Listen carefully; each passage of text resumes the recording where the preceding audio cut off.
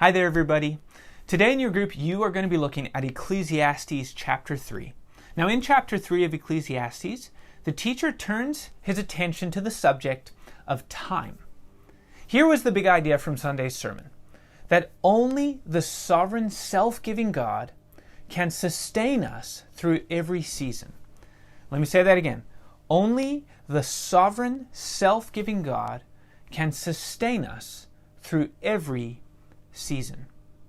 The teacher says that if we are going to live wisely under the sun, we need to come to terms with the fact that God has made life under the sun to consist of different seasons. And we don't have control over them, we simply live through them.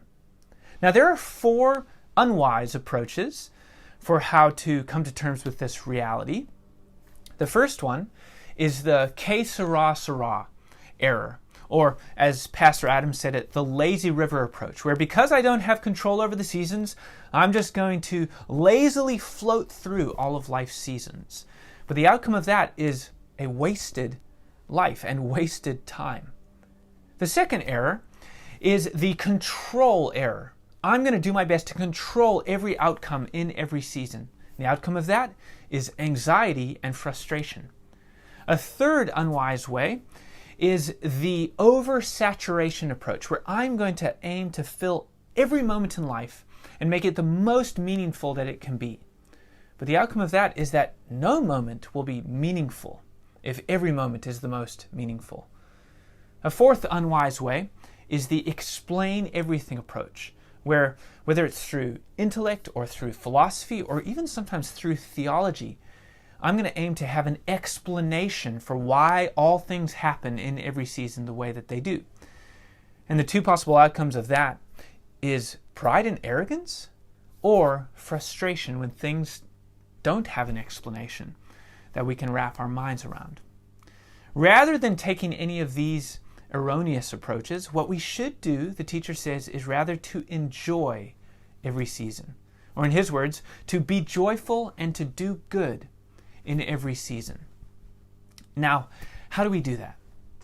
We must do that by trusting the sovereign, self-giving God in every season, because he can sustain us through it.